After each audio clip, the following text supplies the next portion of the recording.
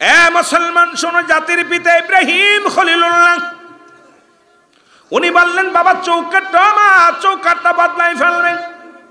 ইসমাইল নবী বাড়ি আসলেন, বাড়ি এসে নবীদের কাছে, নবীদের একটা কালেকশন থাকে, ভিতরে ঢুকে ডাক দে, কয় বিবি রে, ঘরের মধ্যে কেউ আইছিল নি? বাড়িতে কেউ আইছিল নি?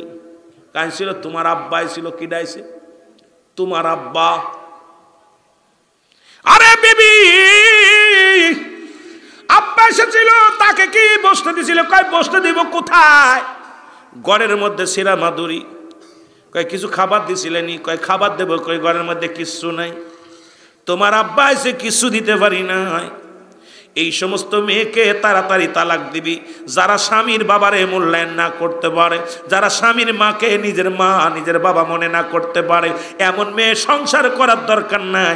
সঙ্গে সঙ্গে ছেড়ে দিয়ে সারা বছর রোজা রাখ, অমন বিবির দরকার নাই।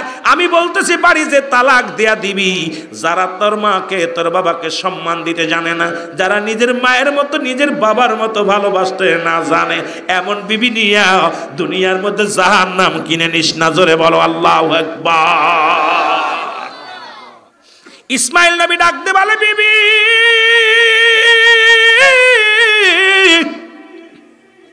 ওরে আমার বাবা কি বলে গেছে রে? কয় সেদিনের পয়গম্বর। এ মুসলমান শোনো না, যাবার সময় তোমার আব্বা বলে গেছে বাড়িতে আসলে সেজন্য তাড়াতাড়ি ঘরের চৌকাটটা বদলাই ফেলে। কেমন বাবা কেমন সন্তান। আমরা যদি কইতাম তোমার দরকার নাই, তুমি যাও, আমার বউ নিয়ে থাকবো, আমার বউ বালা, বউ সারা কিছু বুঝি না। এরে কপাল পুরা। বউয়ের পক্ষ নিয়ে মাকে কষ্ট দিস না, বউয়ের পক্ষ নিয়ে বাবারে কষ্ট দিস না। ওই বাবা মার যখন মনটার ভিতরে আঘাত লাগবে রে, আল্লাহর আরশ পর্যন্ত কেঁপে যায়। যদি কোনো সন্তান মা বাবার দিকে চোখ টাঙায় কথা বলে, রব্বুল আলামিন আগুনের সারাশি দিয়া চোখ দুইটা তুলে নিবে। জোরে বলো আল্লাহু আকবার। ইসমাইল নবী ডাকতে বলে, বিবি তাড়াতাড়ি প্রস্তুতি হও, যেমনি আসো যা নেওয়ার দরকার নাও।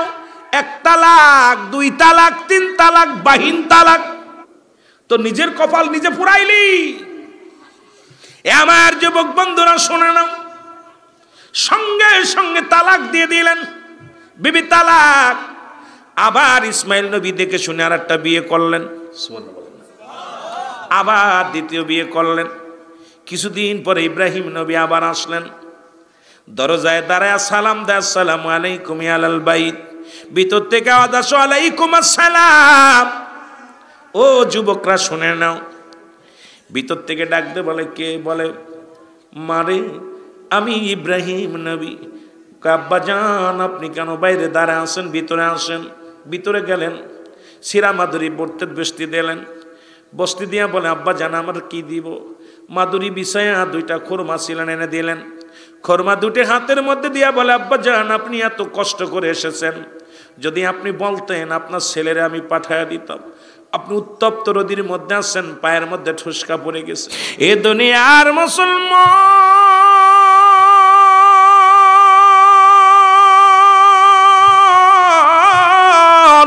দিলের কান্ডা লাগা শোনো গো,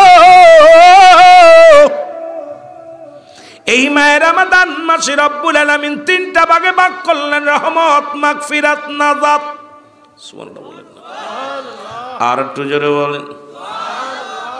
3টা জিনিস মুসলমান, 4টা জিনিস তো করবেনই না। মাহে রমাদান মাস যদি পবিত্র মাস, এই পবিত্র মাসে 4টা জিনিস একদম বর্জন করতে হবে। তার ভিতরে 1 নাম্বার হলো কাঁচা রসুন এবং কাঁচা পেঁয়াজ খাবেন না। আল্লাহু আকবার বলেন। এই 2টা যে ব্যক্তি করবে, রহমতের ফেরেশতা তার থেকে সরে যাবে। আমি কথাগুলো গুরুত্বপূর্ণ দিয়া শুনবেন, গুরুত্ব দিয়া শুনবেন বাবারা আমার। যদিও কাজে লাগবে, কিছু আমাদের বর্জন এবং আমল করার জন্য কিছু ফায়দামূলক কথা বলে আমি আলোচনায় যাব। পিতামাতার ওয়াজ, সামাজিকতা নিয়ে আলোচনা, সমাজ নিয়ে কিছু কথা বলবো। রব্বে কারীম যেন এই গোলামের জবান দিয়া কথা বলার তৌফিক দান করে। জোরে জোরে চিল্লায় বলা যাবেন আল্লাহু আকবার। এ আমার ভাইয়েরা, আমার বন্ধুরা, আমার গভীর মনোযোগ। রাসূল বলেছে যদি কোনো ব্যক্তি কাঁচা পেঁয়াজ কাঁচা রসুন খায় নামাজে যায় তার নামাজ হবে না, কারণ ফেরেশতা তার জন্য সুপারিশ করবে না।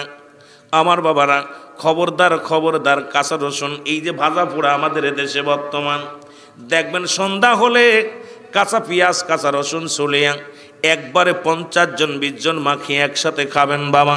খবরদার খবরদার, যদি এটা অভ্যেস থাকে তবে বর্জন করতে হবে, কারণ কাঁচা রসুন কাঁচা পেঁয়াজ খেয়ে যখন নামাজে দাঁড়াবেন সারাদিন ভরে আপনি নামাজ রোজা রাখলেন এত কষ্ট করে, এরপরে যখন আপনি নামাজে দাঁড়াইলেন আপনার থেকে ফেরেশতা দূরত্ব হয়ে যাবে, আপনার সবকে পৌঁছায় দিবে আল্লাহর দরবারে। যেহেতু আপনার জন্য ফেরেশতাগুলো আপনার থেকে দূরে থাকবে, আপনার নেকি আপনার সব রব্বে কারীমের কাছে পৌঁছানোর জন্য কেউ থাকবে না। এই জন্য আমি আপনাদেরকে অনুরোধ করব, কাঁচা পেঁয়াজ কাঁচা রসুনগুলো বর্জন করবেন। রাজি আছেননি? আরো জোরে বলেন, রাজি আছেননি? এ মুসলমান, গভীর মনোযোগ। 3 নম্বরে খানা কম খাবেন। রাসূল বলছে খানা 3 ভাগ, 1 ভাগ পানি, 1 ভাগ পাল খালি, আর 1 ভাগ খানা।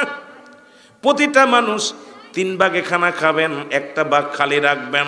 আপনাকে গ্যাসে ধরবে না, দুমড়ে করবে না, অসুস্থ হবেন না, কারণ রাসূল বলছে 3টা ভাগকে ভাগ করবেন। 1টা ভাগ হলো খালি, 1টা ভাগ মুসলমান পানি, আর 1টা ভাগ খানা।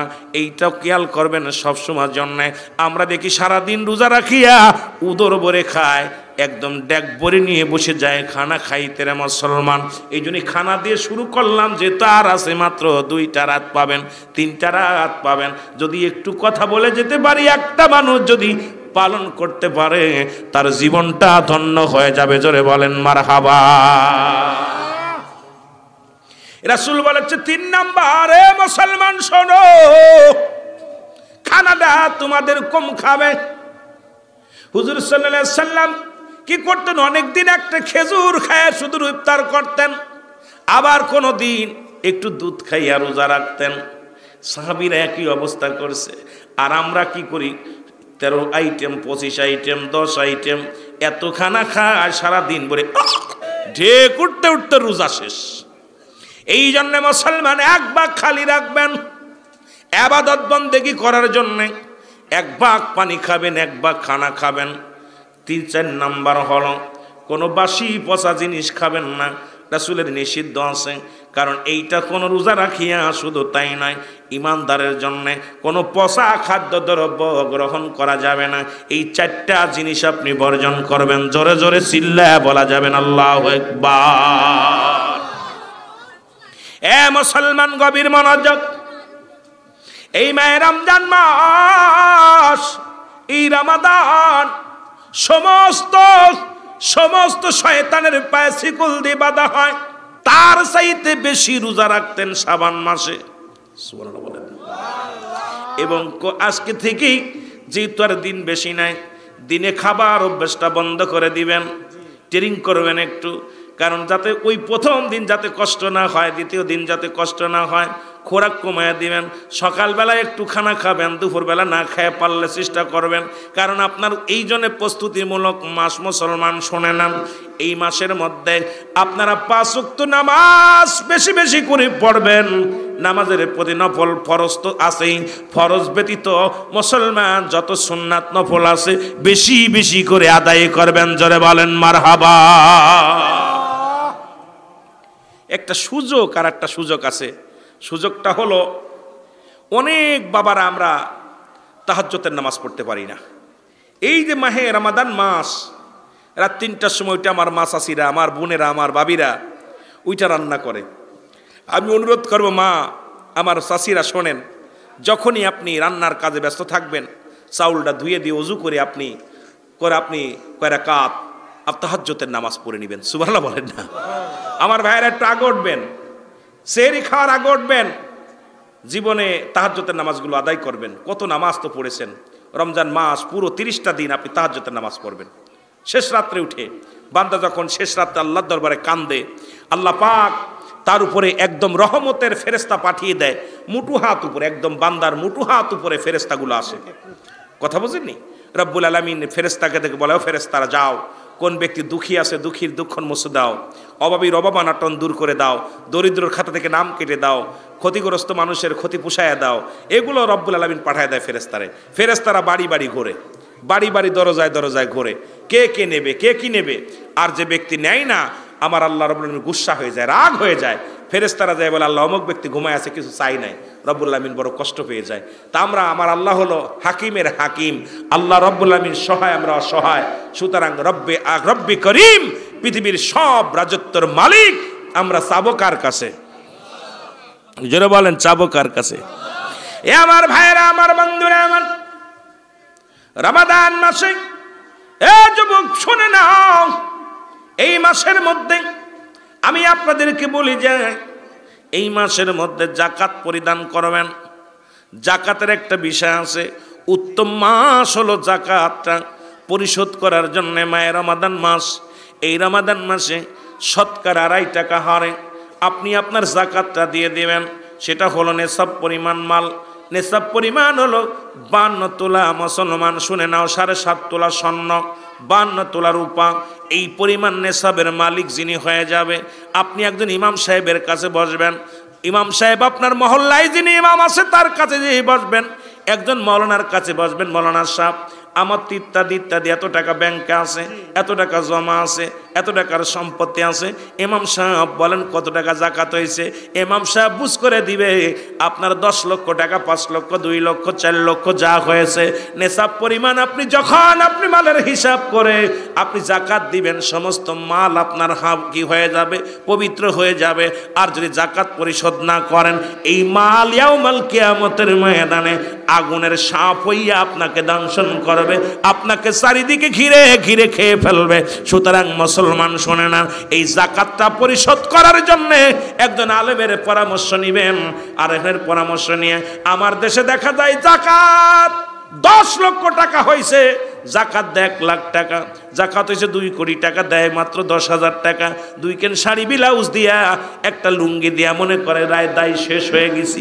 আমি আপনাদের অনুরোধ করব, মুসলমান শুনে নেন, জাকাতটা পরিপূর্ণভাবে যদি মালের যদি পবিত্রতা করতে হয়, অবশ্যই অবশ্যই জাকাত পরিশোধ করতে হবে। জোরে জোরে চিল্লায় বলেন মারহাবা। আমার ভাইরা, আমার বন্ধুরা, আমার সবচেয়ে একটা গুরুত্বপূর্ণ কথা বলি। সবাই তো আমরা গরিব না, আবার সবাই তো ধনী না। মাহে রমাদান মাসে বেশি বেশি করে আগামীকাল বা তারপরের দিন বাজার করবেন।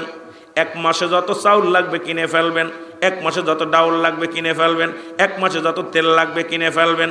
এইটা বলতেছি এই জন্যে, আপনি বলবেন আল্লাহ এই মাহে রমাদান মাসে আমি বাজারে যাব না, আমি বাড়িতে বয়া বয়া মসজিদে বয়া বয়া ইবাদত বন্দেগি করব।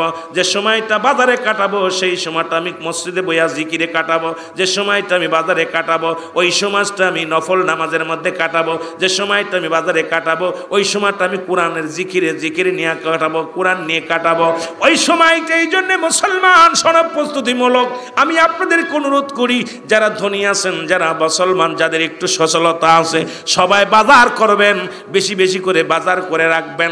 কারণ যেন রমজান মাসে বেশি বেশি বাজারে না যাওয়া লাগে। জোরে বলেন আল্লাহু আকবার। এ আমার ভাইরা, আমার বন্ধুরা, আমার গভীর মনোযোগ। এই রমাদান মাসে ইতিকাফ আছে 10 দিন। এই ইতিকাফের মধ্যে মা বোনেরাও বসতে পারে, বাবারাও বসতে পারে। তবে যে মসজিদের মধ্যে যেখানে তারাবির নামাজ জামাতে পড়ানো হয়, ওখানে বাধ্যতামূলক একজনকে নির্ধারিত, যে কোনো একজন বা 10 জন 20 জন যা হয়, ওখানে ইতিকাফে বসা লাগবে। না বসলে সবার নামাজ, কারুন নামাজ পর সবার নামাজ হয়ে যাবে, মুসলমান হবে না। মুসলমান আর যদি 100 জন নামাজ পড়েছে, একজন যদি ইতিকাফে বসে, সবাই দায় মুক্ত হয়ে যাবে। ফরজে কিফায়া, জোরে জোরে চিল্লায় বলেন মারহাবা। ওই যে ফরজে কিফায়া জানাজার নামাজ, যেমন মহল্লার একজন যদি যায় সবাই দায় মুক্ত হয়ে যায়, মহল্লার কেউ যদি না যায় সবাই দায়ী থেকে যায়। জোরে বলেন ঠিক কিনা? তদ্রূপ ইতিকাফে বসে আবার আমার দেশে অনেক মানুষ মরিচ পেশ কোটে। আমি দেখেছি অনেক মসজিদে ইতিকাফে বসে মরিচ পেঁয়াজ খোটে আর গল্প করে, মরিচ পেঁয়াজ খোটে। আবার মুসলমান পেঁয়াজ চলে রসুন ছেলে, আবার দেখা রান্না বাড়া করে।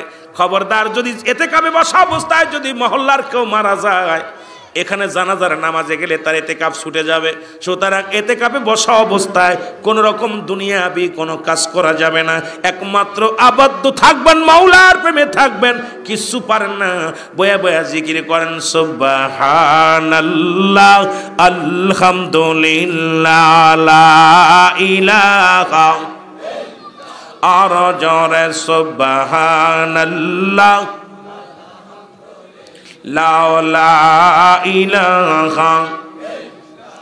এ ভাই, জিকির করেন, বেশি বেশি দুরূদ পড়বেন, বেশি বেশি তাকবীর কি পড়বেন মুসলমান, বেশি বেশি করে ইস্তেগফার করবেন, রব্বে কারীম যেন মাফ করে দেয়। রাসূলের সাহাবীরা বেশি বেশি ইস্তেগফার করতেন রমজান মাস আসলে, কারণ সব সময় তারা প্রস্তুতি থাকতেন মৃত্যুর জন্য। আপনি আমিও যেন প্রস্তুতি থাকি মৃত্যুর জন্য। আল্লাহ এ রব্বে কারীম, মাহে রমাদান মাস সামনে গো, এই রমজান মাসের আগে আমাদের মৃত্যু দিও না। সাহাবীরা শোন, বাড়ি যে সালাম দিবা, আসসালামু আলাইকুম মা, আসসালামু আলাইকুম বাবা, তোমার আমল নামায় একটা কবুল হজের সব লেখা হয়ে যাবে। জোরে বলেন মারহাবা। আমি আপনাদের কাছে জানতে চাই, মির্জাপুরের বাবারা কে কে মা বাবারে সালাম দেন? কে কে একটু হাত তুলে দেখান। আরেক মুসলমান আব্বা মারে সালাম দেন। এ যুবক, একবার সালাম দিবেন, শয়তান আপনাকে দিতে দিবেন না। প্রেমিকারে দেয়, বন্ধুরে দেয়, বান্ধবীরে দেয়, মাকে সালাম দিবেন বাড়ি যা, আসসালামু আলাইকুম মা, আসসালামু আলাইকুম বাবা। সঙ্গে সঙ্গে তোমার আমল নামায় একটা কবুল হজের সব লেখা হয়ে যাবে। জোরে বলো মারহাবা। সাহাবীরা বলে, ইয়া রাসূলুল্লাহ, ইয়া হাবিবাল্লাহ, এই কাজটা যদি আমি একাধিকবার করি, নবী গো,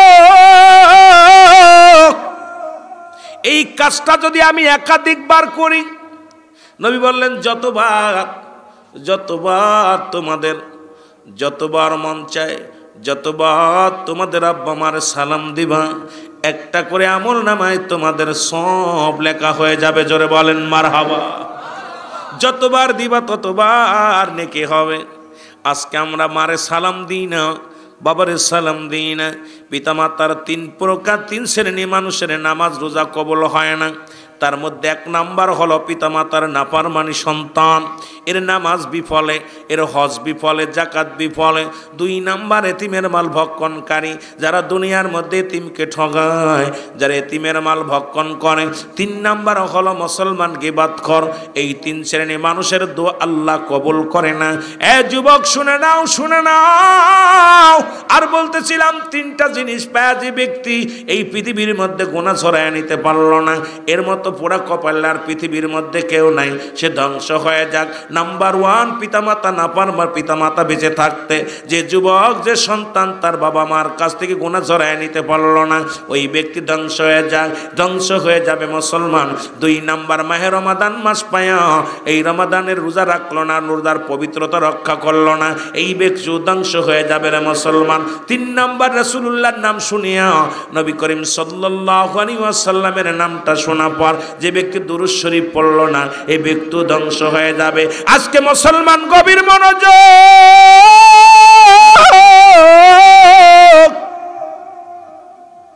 পিতা মাতা যে কত বড় নিয়ামত আমাদের বুঝার দরকার যুবক রে।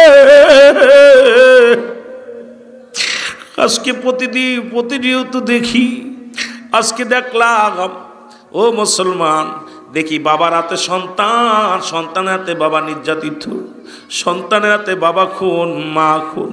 কারণ হলো একটাই, হলো তাদের জ্ঞান দিই নাই। আমাদের সমাজ আজকে জাতি নষ্ট হয়ে যায়। চারিদিকে তাকাইলেই দেখি বাবা মা নির্যাতিত সন্তানের হাতে। আজকে আমি বলবো, গ্রামের যিনি মাতবার আছেন, গ্রামের যিনি মরল আছেন, গ্রামের মেম্বার চেয়ারম্যান যারা আছেন, এগুলো কঠোরহস্তে দমন করা লাগবে। কারণ আপনার সন্তান, আপনার ছেলে আজকে আপনার মার সঙ্গে দুর্ব্যবহার করে, এটা হয়তো ওই বাবা সন্তানের সাথে পারে না। আমরা যদি 10 জন মিলে ওই সন্তানকে শাসন করি, আমার বিশ্বাস সমাজ জাতি সব বাঁচবে। জোরে জোরে বলেন ঠিক কিনা?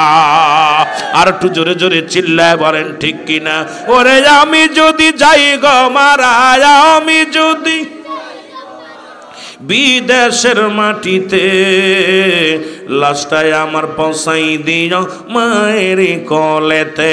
রে লাশটায় আমার পৌঁছাই দিও। এই জগতে মায়ের মতো নাই কেউ আপন।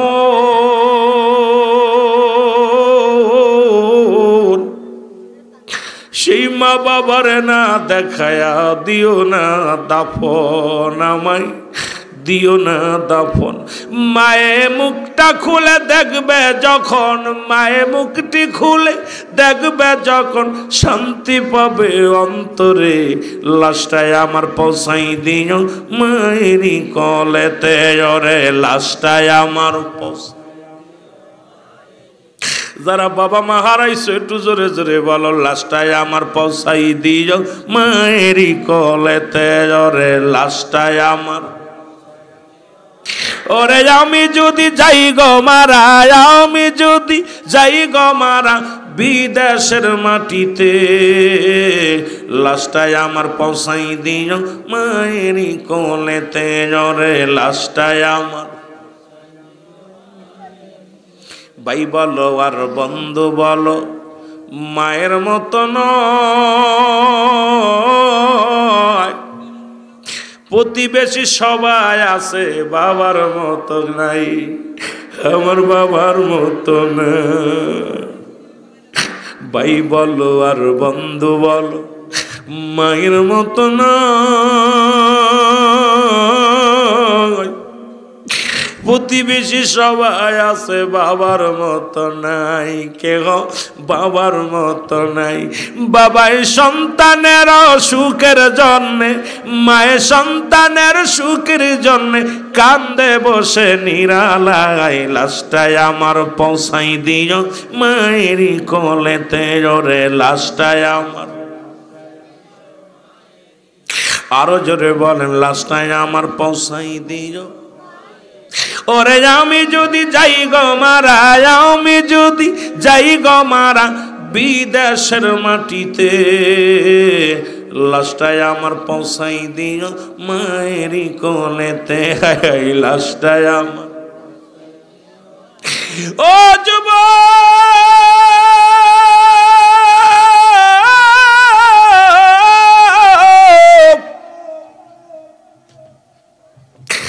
আমার নবী ডাক দিয়ে বলে, সাহাবীরা রে,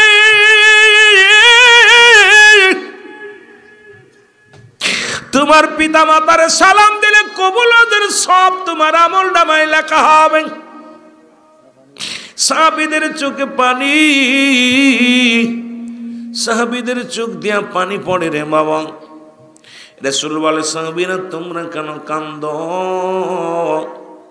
সাহাবীরা বলে, হুজুর আমাদের দুনিয়ার মধ্যে আমাদের মা নাই, এই দুনিয়ার মধ্যে আমাদের বাবা নাই। আজকে যারা মাহফিলে বসেছেন হয়তো 6 মাস আগে কে বাবারে হারাইছেন, 3 মাস আগে বাবারে হারাইছেন, অত 2 দিন আগে মা বাবারে হারাইছেন।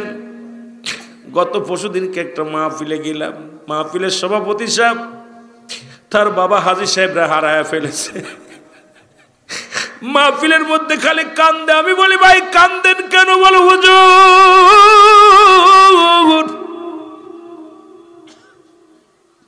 রুহুল আমিন সাহেব আমার আব্বা জান আপনাকে চয়েস করেছিল। আমরা অন্য বক্তার কথা বলেছিলাম, আমার আব্বা বলেছিল সিদ্দিকী সাহেব রানবা, সিদ্দিকী সাহেবের যত খরচ আমি বহন করব। আজকে আপনি আলোচনা করেন, অথচ কালকে সকালে আমার আব্বার জানাজা পড়ে চির বিদায় করে দিছি। আমার আব্বা জান দুনিয়ার মধ্যে না। আমি বসে আছি, আমার আব্বার রঙের কত মানুষ দেখা যায়, বাবার মুখের সিটের মতো অনেক সিটা লাগে, কিন্তু আমি আব্বারে খুঁজে পাই না। আপনি আলোচনা করেন, আমি বাবার প্রেমে বসে বসে কান্দি। আল্লাহ এই রকম অনেকেই মারে হারাইছে, বাবারে হারাইছে। আজকে মাহফিলে যারা বসেছি, আল্লাহ আমাদের আব্বা মার কবরে আযাবগুলো তুমি মাফ করে দিও, জোরে বলেন আমিন। আমার নবী কয় সাহাবীরা, আরে আমিও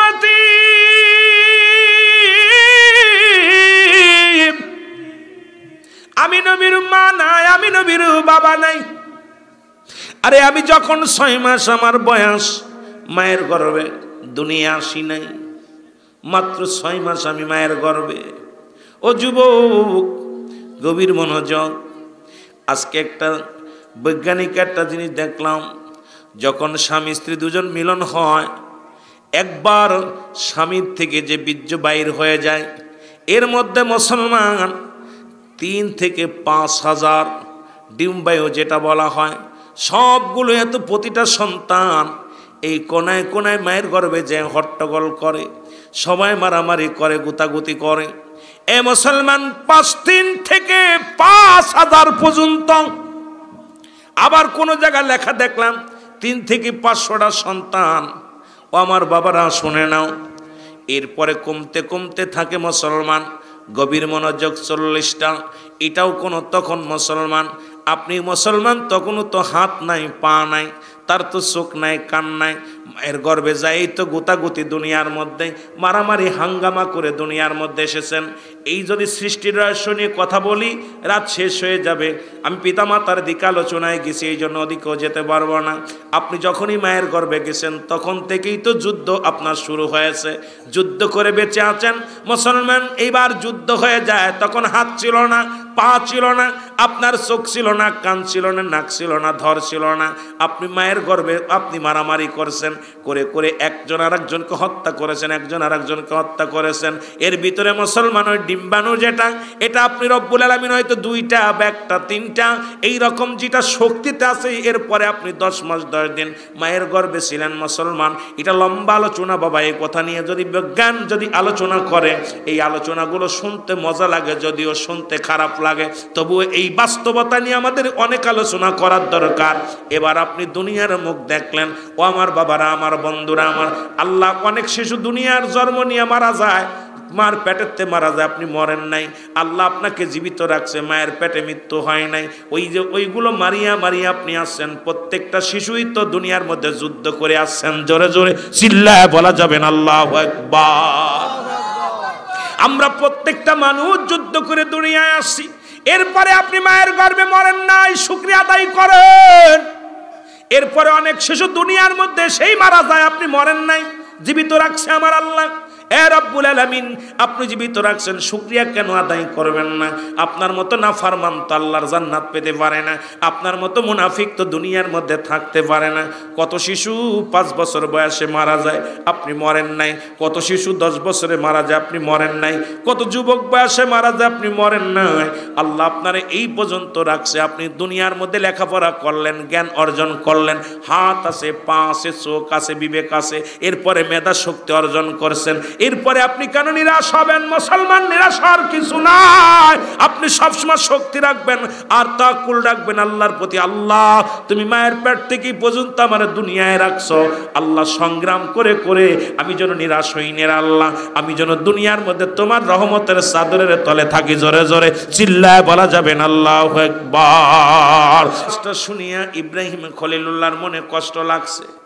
এ যুবক, তোর মারে কষ্ট দিয়া বউ নিয়ে সুখী হতে চাস?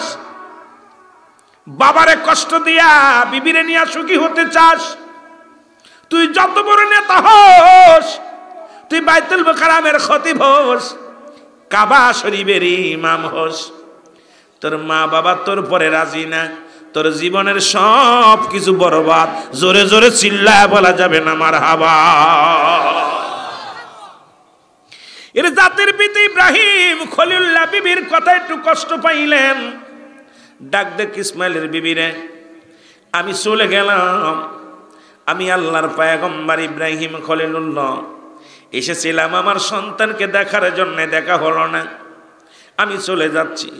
আমার ছেলে বাড়ি আসলে দেরি যেন করে না, তাকে বলবা সেজন্য অতি তাড়াতাড়ি ঘরের চৌকাটটা বদলায় ফেলে। জোরে বলো মারহাবা। আসতে কইতেন নিরে। এরে বউ চলে গেলি বউ পাবি, ও আমার মা বোনেরা শোন, আমার পরে একটু খেপে যাবে আমার মা বোনেরা, এমনি আমাদের স্বামীরা ভালোবাসে না। আবার হুজুরি আবার কি কয়, এর তিনটা গুণের গুণ দেখে যদি কোন নারী বিয়ে করতে পারিস রে, তোর জীবন ধন্য হয়ে যাবে। এক নাম্বার হলো হলো মুসলমান যারা বিয়ে করিস নাই, একটু হাত উঠায় দেখা দে কয়জন বিয়ে। বলছি যারা যারা বিয়ে করছেন হাত উঠাইতে, চাচা 3-4 চাচা উঠাই নাই, তার মানে ওই চাচা এই চাচা এরা বুড়ো হয়ে গেছে, এখনো বিয়ে করে নাই। এ কোন এলাকা এলাম, ছোটগুলো বিয়ে করছে, বড়গুলো বিয়ে করে নাই, বুড়োগুলো বিয়ে করে নাই। আমরা 4 জন ইনশাল্লাহ বিবাহিত, তাই না? তুই বিয়ে করছিস? আপনি বউ আছে? আমরা 2 জন, 4 জন বিবাহিত। আর এই মুরব্বী 3-4টে বিয়ে করে নাই। আপনারা দেখে গটকালি করে হুজুরের দায়িত্ব দিলাম, বালা দেখে একটা বিয়ে দিয়ে দিন। কয়টা গুণ? কয়টা গুণ? 3টা গুণ দেখে বিয়ে করবেন যদি সুখী হতে চান গো। যেহেতু পল্লী লেখা অনেক ওয়াজ করা লাগবে। নাম্বার 1, যে মেয়েটা তার সতীত্বর আমানতদারি, 1 নাম্বারে সেই মেয়েটা যদি তোমার বউ হয়, জীবনে কোনোদিন তার সতীত্ব নষ্ট হয় নাই, কোনো পুরুষের কাছে যায় নাই, বেগানা পুরুষ তার চেহারা দেখে নাই, এই সতীত্বর আমানতদারি। বিয়ে করার আগে 3টা দাবি করে যাবি বাবা। 1 নাম্বার বলবি মেয়েটা যেন হয় সতীত্বর আমানতদারি মেয়েটা হবে। 2 নাম্বার হলো সে হবে পর্দাশীলতা। 3 নাম্বার হবে আমলদারি। এই 3টা গুণের গুণান্বিত যদি কোনো নারী তোর কপালে জুটে যায়, তোর মতো শান্তিবান, তোর মতো ভাগ্যবান পুরুষ এই পৃথিবীর মধ্যে আর কেউ নাই। জোরে বলেন মারহাবা।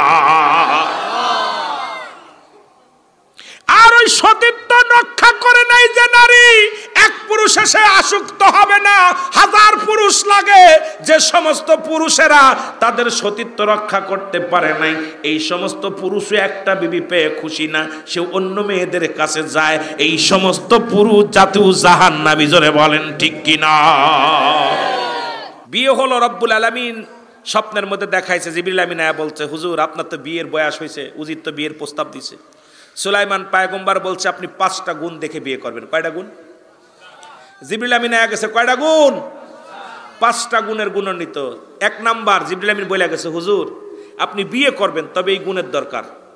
1 নাম্বার গুণ হলো সে আমানতদারি, সতীত্বর আমানতদারি। 2 নাম্বার গুণ থাকবে সে আমলদারি। 3 নাম্বার গুণ থাকবে সে পর্দাশীলতা। কথা বলছেননি? পর্দাশীলতা।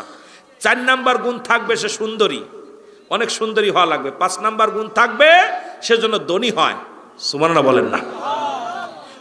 আবার সুলাইমান পয়গম্বর সারা পৃথিবীর মধ্যে আল্লাহ তার ক্ষমতা দিছিল, একটা মেয়ে পাই নাই। মাত্র 4টা গুণের গুণান্বিত একটা মেয়ে পেয়েছিল, তাও জেলের মেয়ে। তাও জেলের মেয়ে। তার ভিতরে 1 নাম্বার গুণ ছিল সতীত্ব, সে কোনো পুরুষ কোনোদিন দেখে নাই, সতীত্বর আমানতদারি। 2 নাম্বার তৎকালীন জামানায় সবচেয়ে সুন্দরী। 3 নাম্বার সবচেয়ে সে আমলদারি ছিল, তার সব ঠিক ছিল, কিন্তু একটা তার বাবা ছিল জেলে। সুলাইমান পয়গম্বর বিয়ে প্রত্যাখ্যান করেছিল। রব্বে কারিম তারপরে সেই জেলের মেয়ের লগে বিবাহ পড়াইছে। সুবহানাল্লাহ বলেন না? আরো জোরে বলেন। এই জন্য আপনারা যারা বিয়ে করেন নাই তারা আল্লাহর রাস্তায় 3টা গুণ দেখবেন সর্বনিম্ন। 1 নাম্বার গুণ আমানতদারি, তার সতীত্বর আমানতদারি। এইরকম মেয়ে যদি আপনি জীবনে পান, সে আপনার থেকে যত খুশি হবে, আপনি তাকে এত সুখে আপনার এত সুখে রাখবে, কারণ সে পৃথিবীর মধ্যে যেমন ওই আমাবস্যার চাঁদ, আমরা যেটা বলি আমাবস্যার চাঁদ, যে অন্ধকারে আলো, ঠিক ওই রকম একটা স্বামী পেয়ে পৃথিবীর মধ্যে স্বামী স্ত্রী খুশি হবে। আর যে মেয়েগুলো অন্য পুরুষের প্রতি আসক্ত, ও জীবনে যত সুন্দরী ছেলে হোক, যত হ্যান্ডসাম যুবক হোক, ওর গৌরডাম্মায় ঘাস খাওয়ার অভ্যাস, ও জীবনও ভালো হবে না। জোরে বলেন ঠিক কিনা? কথা বোঝেন নাই? আর এই গৌরডাম্মায় ঘাস খাওয়া যারা ছেলেরা আছে, ও জীবনেও। এই জন্য মেয়েরা যখন বিয়ে করবেন, বাবা মার কাছে দাবি করবেন 5টা গুণ। 1 নাম্বার বলবেন ওই ছেলেটা যেন সেও সতীত্বর আমানতদারি হয়। 2 নাম্বার সে যেন নামাজি হয়। 3 নাম্বার সে যেন হালালখোর বান্দা হয়। 4 নাম্বার সে যেন ইমানদার ব্যক্তি হয়। এই 4 নাম্বার 5 নাম্বার সে যেন পৃথিবীর মধ্যে মুসলমান খোদার বিধান মেনে চলে, হারামকে হালাল বলে, হালালকে হারাল বলে, এই কড়া গুণ যেন সেই ব্যক্তির ভিতরে থাকে। সে ভ্যান চালক হোক আর রিক্সা চালক হোক, এমন ছেলে যদি দুনিয়ার মধ্যে কোনো মেয়েকে পায়, সেই মেয়েকে সুখে রাখবে। জোরে বলেন না সুবহানাল্লাহ? আরো জোরে, আরো জোরে। এখন আমরা সুখে রাখবো কি? ক্লাস 5 প্রেম প্রীতি। মন এক মন কয়জনরে দিবেন? এক মন দিতে দিতে শেষমেশ যেটা আসে ঘরে ওটার ভাল লাগে না। এই তো অবস্থা আমাদের দেশের। ওটা নিয়ে আমাদের ওয়াজ করার দরকার ছিল, তবুও মাঝখানে একটু খোঁচা দিলাম বোঝানোর জন্য। যেহেতু পল্লী এলাকা, যদি একটা মানুষ যদি হেদায়েতের মধ্যে আসে তাহলে আলহামদুলিল্লাহ।